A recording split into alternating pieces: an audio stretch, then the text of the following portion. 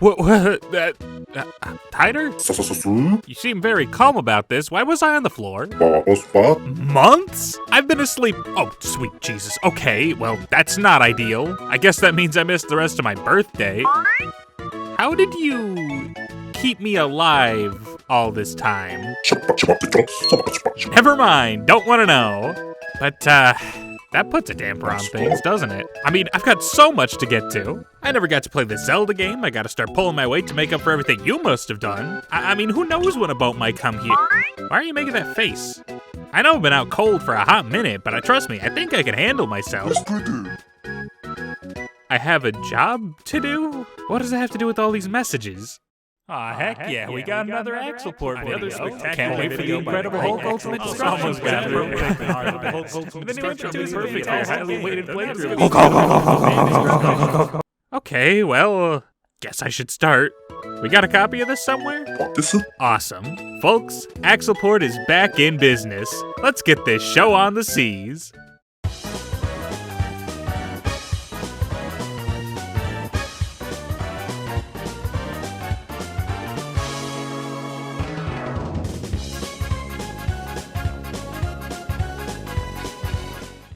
The Incredible Hulk is a superhero with a long history to go over. One that I'm totally intimately familiar with. I mean, he's green and in Fortnite and... Yeah, okay, listen, I'm not exactly a Hulkstorian. I could try to give you a long retrospective on the character, but do you really need me to tackle a rundown of a character this iconic? He's the big green smashing machine. Because clobbering's another thing's job, but still. I think everyone knows who the Hulk is, whether that's from seeing him in a cartoon as a kid, the over 60 years of comics, or whatever the hell they did to him over the course of the MCU. Besides, I don't think starting from 1962 is going to help me to understand why Hulk? I've had one single game requested in my comments over and over again, and it's the Incredible Hulk Ultimate Destruction of all things. Don't get me wrong, I'm happy to finally oblige, but this has been going on for months. Whatever. I'm finally up, and it's finally time for me to get big, green, and angry. Hyder, I think this is the wrong guy. Oh, and one last thing before we get started for real. I need to apologize for some really bizarre technical issues here. You see, it has to do with the performance of my playthrough. I played this on my lovely purple Nintendo GameCube, and as best as I could tell, the game should run pretty stably at 60 FPS without much issue. But for some reason I just can't put my finger on, I was getting a lot of lag and frame rate issues. Is it because of my disc? I mean, let me check real quick. Oh yeah. I have a GC loader in my GameCube, which means I can run all my games natively through the console off an SD card. And like 99% of my time using it, I've had no issues at all with that, and it's even improved performance at times, I'm pretty sure. But for whatever reason, Incredible Hulk Ultimate Destruction specifically gave this thing some serious heartburn. If you're wondering why I didn't just re-record this on an emulator or something after finding this out, it's because I only discovered this after beating the game while looking over long plays online to get a quick refresher about certain story beats. And I noticed their game ran way smoother than mine. A second playthrough would have meant taking even more time to finish this video, and I have had more than enough time off, thank you. And besides, it wouldn't change my overall sentiments too much here, trust me. There's a thin line between good and bad. I walk that line every single day. When I stray from it, people die. My name is Bruce Banner. And this is me. I'm not a person anymore. I'm the Hulk. Well said, Bruce. While the story begins with this brief snippet, we don't really begin here. Instead, we cut right to the military performing a simulation of the Hulk's capabilities. Because if this game will make you understand anything as it goes on, it's gameplay first, story second. And that being said, this gameplay feels great. The big green man plays exactly how he should straight off the bat. He can lay the hurt on someone, his ability to get from point A to point B has just the right amount of speed along with extremely high jumps, and when he's running, well, he kind of has the traction of a slab of butter on a hot pan, but it honestly works really well. It's the perfect amount of unwieldiness for a character like Hulk, and it never gets frustrating despite how easily it could have. This is further enhanced by the fact that the Hulk is capable of running and climbing along just about every building he comes across, leaving nothing out of your reach. When moving a character feels this good off rip, it's gonna start on the right foot with me. After all, who wants to play something with bad controls, right? Where the f is my triple jump? After completing the simulation, Actually, wait, what is this simulation? This soldier puts on a VR headset and then plays out an experience where the whole thing can more or less be summed up as, hey, military guys, Hulk's gonna kill you. Good luck out there. Couldn't even try to simulate a winning scenario to raise morale. Just like, lie a little. Alright, for real this time. The story actually starts with Bruce Banner working on a cure to put a stop to his unintended transformations into the Hulk, when an operation run by General Ross and Emil Blonsky of the US military comes to put a stop to all of that. Now, this next part might be hard to believe given how well that simulation was going like a minute ago for him. The Hulk kills a lot of people, and then he leaves, decisively the winner. It's certainly a Pyrrhic victory, however, as Bruce's hideout is completely destroyed, alongside the device he was going to use to cure himself. Or at least it was about to be trashed, before that Blonsky guy dives into the flames to grab it, exposing him to his own dosage of gamma radiation, something that I'm sure will not come back to haunt him in any way. After some time, Bruce arrives at a church which works as the base of operations for his friend Leonard Samson. Samson provides Bruce with something of a band-aid solution to the problem, as he implements a device onto the scientist which allows the two to control the Hulk, albeit temporarily. Now that they have the ability to use his strength to their advantage, though, the two begin working together to construct a new device to quell the beast raging within Banner, and it all begins by heading out to the big city of... The big city? You think I know where this place is? They didn't even give it a name. I'm calling this place Chicagodolphia. What are you gonna do about it? Stop me? Oh. I guess you did. But now it's finally time to get into the coolest thing about this game. It's open world. The first two sequences of the game were it's a pretty visually bland, somewhat linear desert that started to fill me with a bit of dread in all honesty. So when I landed here for the first time and realized this was the main portion of the game, I was thrilled. You really get to stretch your muscles here, climbing and running around skyscrapers, leaping from building to building, collecting hidden comic books that are already with little bonus cheat codes, beating up all manners of cars and civilians. Oh no. Regardless, this was really cool to find out about as it was happening. You often hear about like Spider-Man 2 from the same console gen and how great New York is in that game, and certainly I'm not about to detract from how fun web swinging can be there, but I think Ultimate Destruction does a fantastic job at creating a super fun sandbox to screw around in, to the point I'm shocked it doesn't seem to be remembered nearly as much. We'll be spending plenty of time here as we start chapter 1 of the story, where we work to get Samson's lab prepared to pull the big green guy out of Bruce's noggin. What does this entail? I mean, come on, man. Kent Hazard, I guess. We're the fucking Hulk. We're beating shit up. Cops, power grids, helicopters, the military again, bio-research labs. Oh no, wait, I'm sorry. We're protecting that one. By beating the piss out of tanks! From the word go, Ultimate points you at every threat you can imagine. It says you are bigger, stronger, and faster than these things.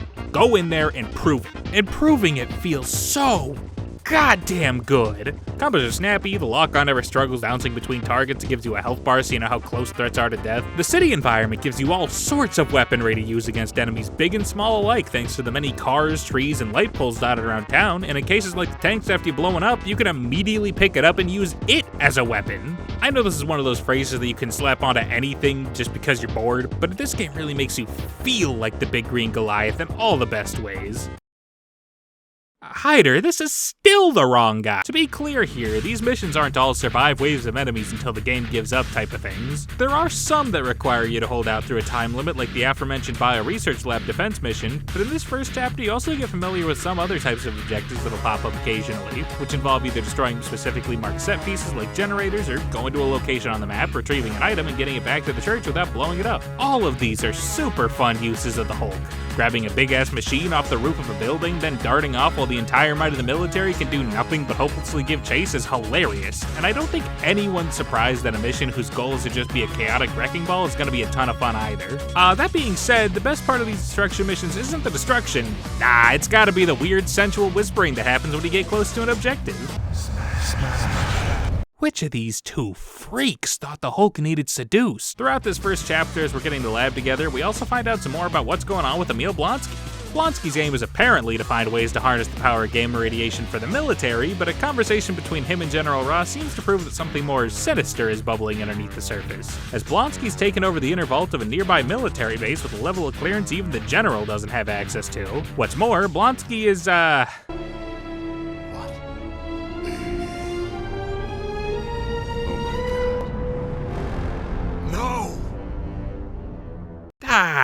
shit. Blonsky's haunted.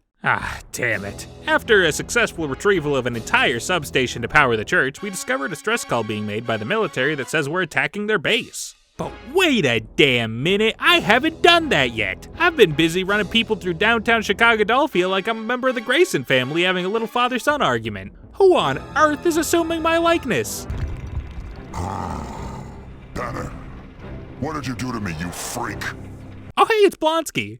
Turns out he wasn't haunted after all. He's just a lizard now. Looks like that's actually 2 points for old AxelPorting's worth. This is the first boss fight of the game, and goddamn it's a good one. You could certainly try to engage with the newly formed abomination head-on, but he can just as easily fight back, and he has this rather inconvenient charge move where if he grabs you, he'll proceed to throw you into the dirt for getting too cocky. It's best to employ some level of strategy here, which the game incentivizes with just how many ways there are to damage the abomination outside of standard combos. In the center of the arena are all manner of throwable items that can do good damage, and around the perimeter are a ton of explosive barrels that can be triggered either by damaging them yourself in combat, or by the abomination charging into them, which causes the nearby walls to break and debris to fall over top of both of you, which deals an insane amount of damage to the boss. Blonsky also seems to be able to play on the defensive, not letting you hit him with the same trick repeatedly and demanding you employ different tactics to beat him. It's a brilliantly designed fight, one that I wish just lasted a little longer. This is the first boss fight, and he doesn't exactly have much health to begin with, so after dropping the debris on him once, you're already pretty close to triggering his desperation attack where he Donkey Kongs your ass and chucks explosive barrels at you, and not long after that, you're gonna have him down for the count. But it sets a really high bar for how fun a boss in this game can be extremely early, so I can't ask for too much more, I suppose. After the fight between the two big boys is over, the victorious Hulk flees, leaving Blonsky, who reverted back to his human form, to be collected by the military. The military somehow didn't find anything odd about him being where two mutates were fighting, nor the fact that he's shirtless. Then again, with Abomination freeballing it like that, maybe they assumed the pants ruled him out as a suspect. Also, kinda need to bring this up before we get too much later into this, and we just got access to a bunch of new options in it for finishing Chapter 1. Ultimate Destruction rewards you with points for completing missions, blowing things up, or just finding pockets of them out in the overworld. These can then be redeemed at Samson's Church for all manners of upgrades to the Hulk. New combo strings, techniques, health upgrades, air dashes, it's pretty damn extensive. So extensive, in fact, that you're probably not gonna buy everything by the end of your time with the story, which I'm sure some people would find annoying, but I love. Every time I had the points to spend on upgrades, it really led me to having to think out my playstyle and what skills would actually be of use to me. Like, certainly some things like the air dashes and health upgrades are going to be universally beneficial, but how do I approach challenges? Do I want specialized techniques to take out helicopters or other upcoming airborne enemies, or do I want to shore up my ground combat to deal with all the tanks and soldiers? It really strikes a perfect balance if you're just playing through the story mode too. You never have so many points that you can buy everything and then not use half of it because you don't already have it, but you're also never begging or grinding for points either. It makes decisions feel deliberate, and it led me to really remembering what options I was able to grant myself. All in all, this upgrade shop is a phenomenal system in my opinion. At any rate, our work is far from over, as Samson and Banner decide it's time to head off to the Badlands to run a few errands. This is the other main area of the game, and regrettably isn't as interesting as Chicagodelphia. Outside of this one small town near the first spawn point, it's mostly just big, generally empty deserts and military outposts that just don't take advantage of the Hulk's arsenal nearly as well as the city does. The skyscrapers, sprawling streets, and plethora of grabbable items to use as weapons let you actually take full advantage of the Hulk's climbing, movement, and combat skills, while most of my time in the Badlands was running and jumping through a big brown zone of nothing until I got to an objective marker where maybe there'll be like a rock to grab or something. It's much more plotting than the city, with every mission in this chapter essentially being, hey Banner, the military really hates you now. Can you go fuck with them a little bit just to remind them that their simulation said you're better than them? And of course I will, because I am better. But between the somewhat monotonous mission structure and the slow pace of the desert setting, it just makes me wish I was in the city instead. This isn't to say I was bored in this chapter, oh god no. I'm still the Hulk, and when I'm in a mission getting to do my Hulk thing, it's still just as fun as always. I just think the environment I'm doing it in leads to me doing it less consistently. This is also where we get familiarized with two new enemies, one of which is awesome and the other can... The cool one is the Hulkbuster. These are the first common enemy type that I'd say are even close to a level playing field with the Hulk, which is a really good thing since the name that and all. They can fly, square up with you, shoot at you. They're a very satisfying fight anytime they come up, especially in groups where you can use them as projectiles to throw at other Hulkbusters once you're done beating them up. I want to say they're you but better technically given the guns and rockets and all that, but let's be real, nobody's bullying the Hulk. No, buddy. Thankfully for the military, they also have these missile launching trucks that are just the absolute bane of my existence. They don't have a lot of health, so if you get in close, they're as good as dead, but that's the issue. These things fire an endless supply of homing missiles that put the Hulk into a state where he needs to recover, and if there's more than one supply of missiles being fired, you could just keep getting launched over and over and over again. They're a very frustrating enemy type, and probably the only one in the game I out-and-out dislike. I understand their purpose. They're needed to make sure that you don't just get cocky and run around without thinking about your environment, but God, I wish they didn't need to be here. After a few more missions where we blow up the military satellites, convoys, and Hulkbusters, for some reason General Ross seems to be getting sick of us. This leads us to the next boss fight of the game, the Hulkbuster Destroyer, or as I like to call it, the worst boss in the game. Okay, so starting off positive, the scenario is actually very cool, as the Destroyer kinda has it all. Missiles, lasers, can chase us down and slam into us in a matter of moments, all while summoning smaller Hulkbusters using nearby satellites, and you can take time to destroy the satellites to make the fight a complete joke. But here's the issue with that joke, it takes forever to get to the punchline. You can't really go in with just your fists if you want to damage the Destroyer, since it can pretty easily pick you up and just toss you aside for a decent chunk of your health, and even if you do get in, you aren't doing much damage because it seems to have a shield of some kind. This meant that after destroying the satellites, I needed to utilize everything I could grab in the environment to either hit it or throw at the thing, because I foolishly got rid of the Hulkbusters I could throw at the Destroyer. You only have so many objects to spawn in with you at the start of the fight though, and the Destroyer's lasers are really good at breaking those. I recognize that some of this is almost certainly user error, there's no way this is how the fight's supposed to play out, I don't think. But oh my goodness, this fight ended up taking me ages as I ran around looking for something to hit the boss with. When I finally did get one, I got a few hits in before it broke, leading me to having to find another item to hit it before that one broke. Rinse, repeat. Considering my past with action games with breakable weapons, I did not like how this fight made me feel. Oh, and God forbid you die in this one. I didn't, because again, the fight isn't really hard once the satellites are down and you clear out the smaller Hulkbusters, but as long as this fight took to do one time, I'd shudder imagine having to retry it. Please no. Once it's down though, it's revealed in a story recap text box that there's a secret third personality inside Banner that threatens to take over his mind, and Blonsky is helming a new division called the Division, riveting, while also imprisoning people exposed to gamma radiation, and he's got some super special secret prisoner called Mission Directive that seems to be the main focus. Wait, what? Time out. Story recap? This isn't new information. This isn't really established at all before this moment. Besides Blonsky commandeering that vault earlier, I guess, but alright. This is arguably the most important information to explain the entire rest of the game's plot, and it's haphazardly thrown at the player with like no fanfare. It's kinda hilarious, but genuinely, why didn't these things get a cutscene?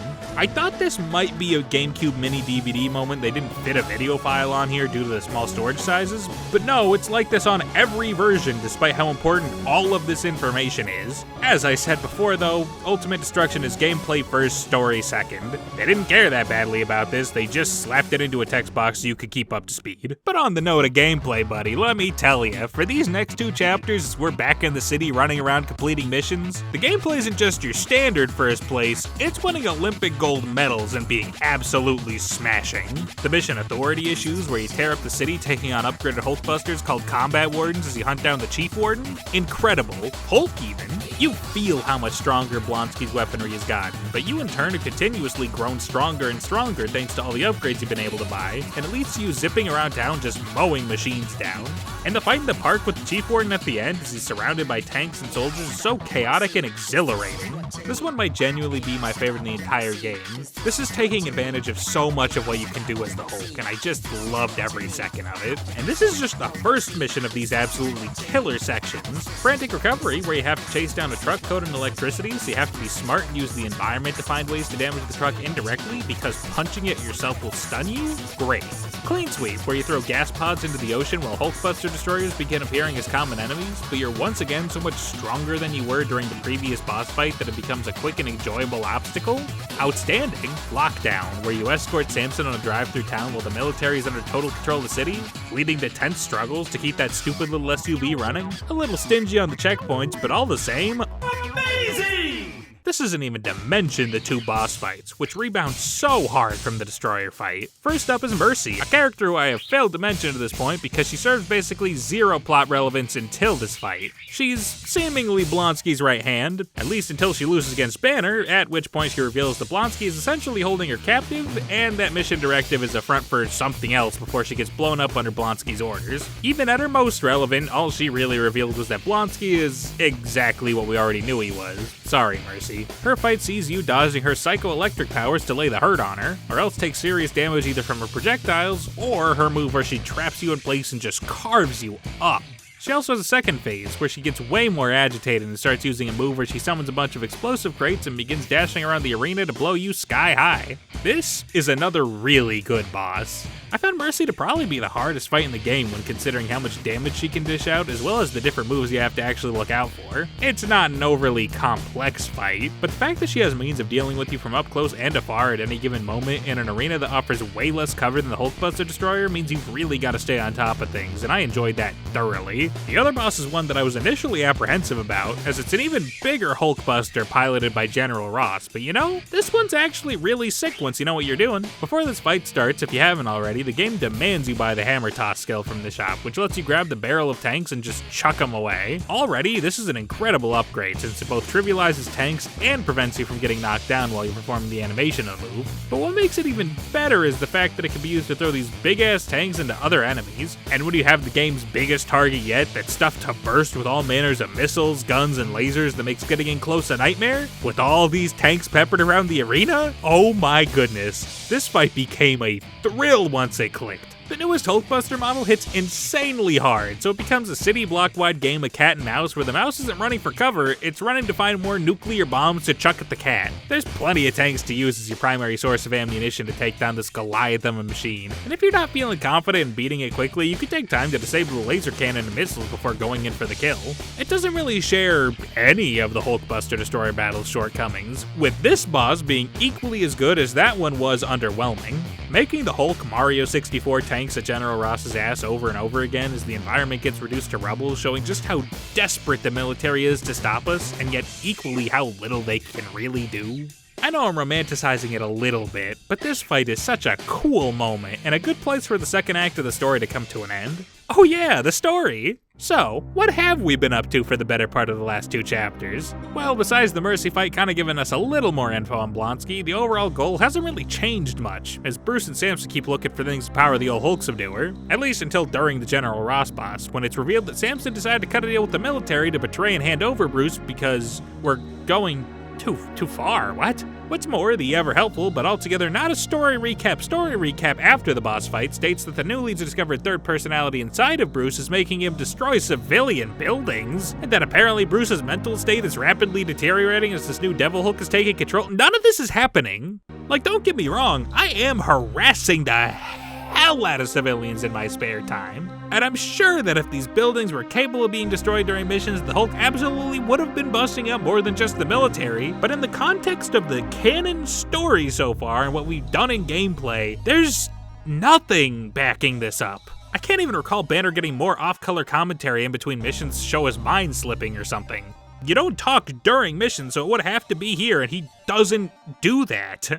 This entire crucial part of the narrative has been solely dedicated to text boxes between chapters, without any effort to make itself apparent at any other point, and I think this is the point where it starts to become an active detriment to the story. Again, gameplay first, story second has been this game's motto since the jump, but why not have a mission where Samson's out like, I don't know, buying a gallon of milk and some more green hair dye, and Banner and his newfound, totally real Devil Hulk delirium goes and bullies the military, but then reveal it was actually civilians after the fact. I know it probably seems odd for me to care that much when the game itself certainly doesn't, but I hate when a game railroads you on a story and then tries to make you out to be the bad guy without actually making an effort to show it. It's just sloppy. Much like Blonsky's torture methods, which see Bruce escape from containment almost immediately thanks presumably to the power of the Devil Hulk, I guess, sure, whatever, as we start Chapter 5. In this chapter, we're pretty much entirely focused on getting the hell out of the grasp of the military, starting by breaking out of an underground military base that has hallways that remind me a weird amount of the first level in LEGO Star Wars.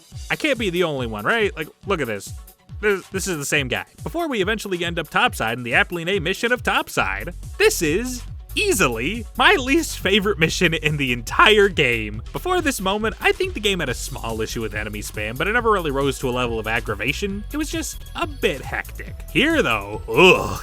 I get that I'm on the run from an entire base of operations, so logically there's gonna be a ton of troops stationed here, but this is a relentless mission where a seemingly endless supply of tanks, helicopters, missiles, trucks, fighter jets, and infantrymen just swarm you constantly as you attempt to take down energy barricades to reach your first available warp point back to the church. This whole barrier breakdown part is frustrating enough as is, since you need to find an object to pick up and throw into the beacons keeping the walls active, but the Lanka doesn't always guarantee your projectile hits, and it's made even worse by the assurance that your ass is gonna get hit by damn near everything. And oh god, this part right before the end. There are so many of these godforsaken missile trucks, and they just keep comboing the poor Hulk higher and higher, and even with the ability to do an aerial recovery if you bought the upgrade earlier, it doesn't really do much to actually help you break free from all the missile spam. The first time I broke through this part, right? I did so on very low health, and since the helicopters have guns with pinpoint accuracy, I died right before I made it to the warp point. This is fine, I thought to myself like a dumbass. There's surely a checkpoint somewhere given how many of these energy walls there are to break, and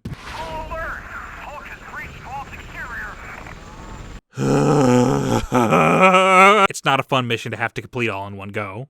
I didn't feel satisfied beating it, I felt relieved, and I never want to get to a point with a game where I'm just happy to have something be over, so I really just want to go punch Samson in the head all the harder for getting me into this mess. But credit where credit's due, Samson is waiting at the church for us with an apology, both in words and in a regulator axe as he snagged during Bruce's time being imprisoned. What's more, while we were escaping the base, we revealed to everyone that Blonsky was the abomination the whole time, causing him to flee and go into hiding. For now, it's all down to getting the final pieces remaining to complete the machine, which sees us go right back to the military base to collect 2 pieces in a mission that should be just as frustrating as the last one, since they're in the same locations with a similar amount of enemies alongside a new swarm of Hulkbusters. But the truncated distance you have to carry these items compared to the escape route of Topside really does make this one significantly more palatable. And I just like fighting Hulkbusters. There's so many in this mission, it's so goddamn fun with all the upgrades you have by now. At long last, the machine is finally about to be completed.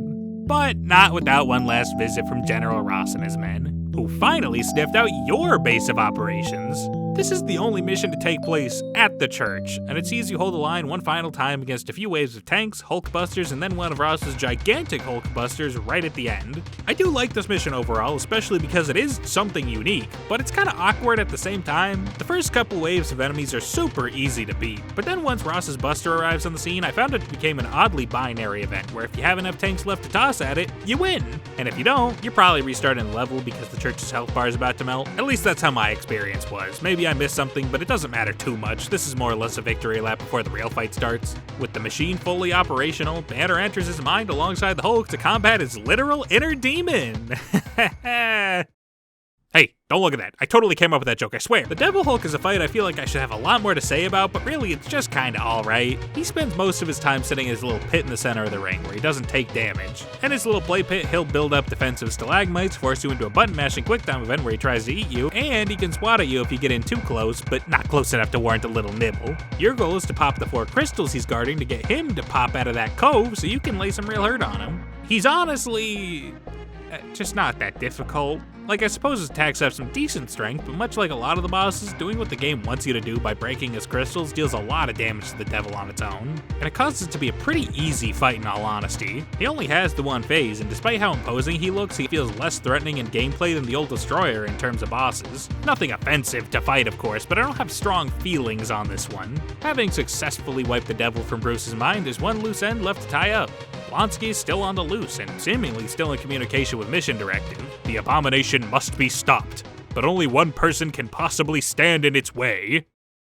Hyder, I know you're just doing this to fuck with me now, man. The final chapter of the game sees us return to the Badlands one last time, as Abomination is on his way back to the vault to reconvene with Mission Directive. Once Bruce breaks through the military's defenses, he manages to catch up to Blonsky and find out the tragic truth. Mission Directive was Blonsky's pregnant wife, who had undergone experimental gamma radiation treatment to treat her ovarian cancer. In the end, it caused her to mutate, and Emil tried to search for any means to allow her to control the mutation, which is why he sought after Banner in the first place. Unfortunately, it was all for naught, as she finally passed away before anything could be done for her. This sends Blonsky into a fit of rage, as in his eyes he's lost everything due to Bruce's experiments, given that the gamma radiation treatment was inspired by the doctor's previous work, and now he wants to get revenge in any way he can. But instead of attempting to murder Banner then and there, he opts to flee the facility to destroy the city's dam, with Bruce giving chase. This gives way to the final mission of the game, Hell Hath No Fury, also known as Topside 2. Oh my god, no, why? Why did the last 3 chapters of the game all have at least one mission involve fucking around in the military base part of the Badlands? And why is this one an extended cut of Topside?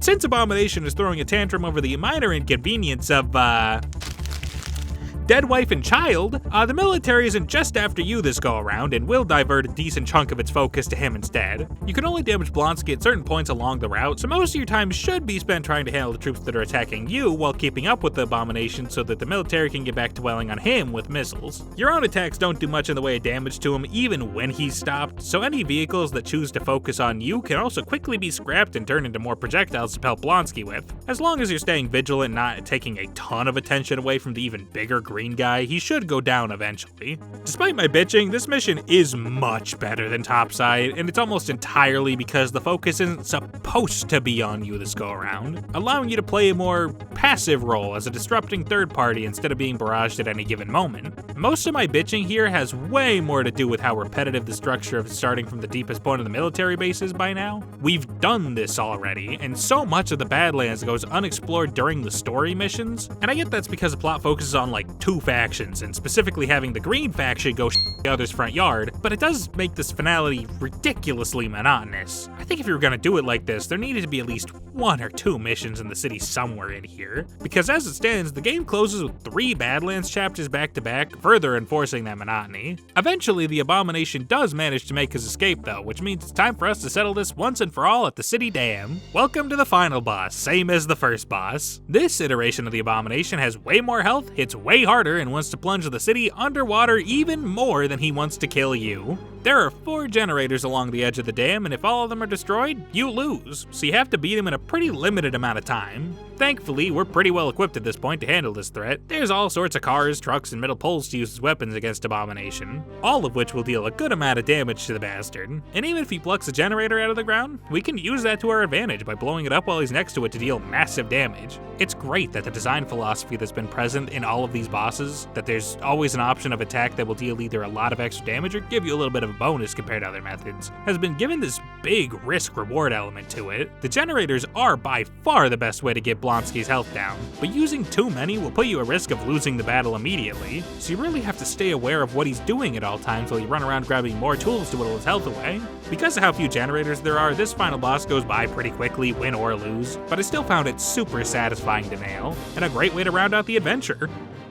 Okay, so Abomination's been beaten into submission, and he decides that even if he can't win, the Hulk won't either, and still smashes the dam open, presumably dying in the process. The Hulk then hurries to build up a pile of rocks as a new makeshift dam to prevent the city from flooding, saving everyone. This victory, much like Banner's first escape from the military to begin the adventure, is decidedly hollow. As the cure to Bruce's big green elephant in the room, don't you dare. The cure to Bruce's big green elephant in the room is gone, and General Ross has blamed Banner for everything, leaving the Doctor with nowhere to go. The military return one last time in an attempt to capture him, forcing him to leave Samson behind and continue his life on the run, ending Incredible Hulk Ultimate Destruction. I mean, yeah, I guess that's an ending. Like, obviously in the Hulk video game about being the Hulk, they weren't gonna end it with Bruce Banner losing his powers, I get that, but let me ask you, what changed from the beginning of this story to the end? Bruce is back on the run, the military's still hunting him down, Blonsky's presumably dead, but that doesn't actually change much for Bruce specifically. I guess the Devil Hulk is removed from Banner's mind, but with as slapdash as that felt to the game's plot, I could be easily convinced that that was just added in to make sure there was some sort of lasting consequence in this narrative. As I've said numerous times now, the story was completely secondary to the gameplay, but ending the game with Bruce all the way back at square one is so lackluster. I know I'm asking for a lot from a 2005 licensed superhero game, but why go through all of this if my reward is to leave Bruce back at rock bottom? This isn't a game that needs to leave you feeling hopeless. All that's really been re-emphasized is what Bruce says in the opening. He's not a person anymore. He's just the Hulk. which makes this costume that costs 1,000,000 points unless you play as Bruce make way more sense. Yeah, screw it, whatever. I could bitch about that annoying ending for ages, but we're finally done with the story. Now we can play the rest of the game. Once you're done with the main campaign, you get the option to re-experience everything in a New Game Plus where you keep all your upgrades, even suggesting that getting to the 1,000,000 point total to unlock Savage Banner is gonna be pretty tricky otherwise. But you know, I just remembered something important. I don't care. I wanna go have fun, goddammit. I wanna be the Hulk. Floats like a butterfly, stings like a bitch. Never mind, I wanna be Joe motherfucking Fix-It, baby, yeah! I know we've just been spending the last half hour talking about it, but Incredible Hulk Ultimate Destruction has this neat little feature where the story is actually the worst aspect of the entire game. I've already discussed how fun just being the Hulk is in a sandbox, but the game also has a bevy of side missions in both Chicagodelphia and the Badlands for you to mess around with, and you can tell the developers had a blast with these. Hit some home runs with soldiers falling out of a helicopter, run around the rooftops of the city in time trials, do whatever the fuck I did here. Just go out there and have fun.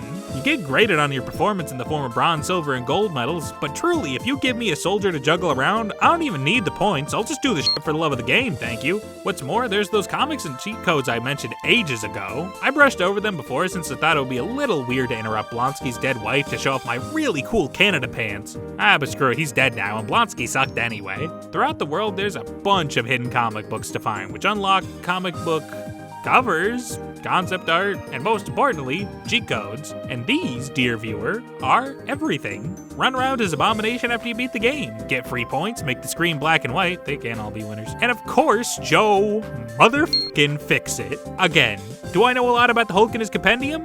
No. Do I know that Joe Fix-It is the most sauced up, swaggy fucking dude on the entire planet? Oh, of course, he's just that guy. This was a guy I didn't unlock until post-game, and I'm so sad I didn't find him sooner. Joe is the only costume that I know of that actually talks. And oh, baby, he will just say anything. He is so cool. Face it, I'm funny, and you're not. Bend over and kiss it goodbye. Big Joe coming in. Now pay attention. I can only kill you once each. Spit or swallow. Blood.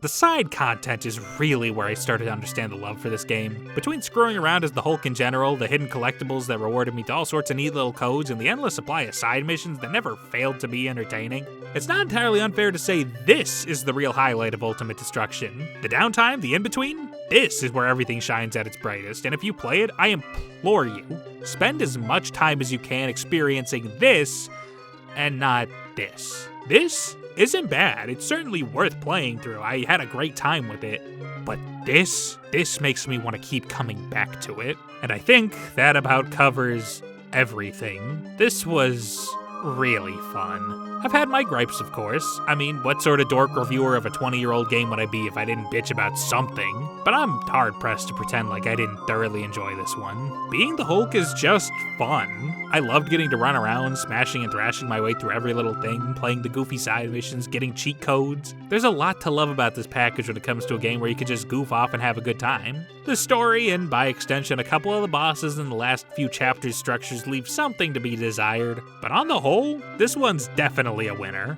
Given its nature, you're obviously not going to be finding this thing on modern hardware. But if you happen to be in a position to play this game through other means, do it. I'm glad I took the advice from you guys myself. This was, in a word, smashing. Well, Hyder, what a way to get back to work. My mood's high, the sun's setting, and I feel like I could take on 100 more games.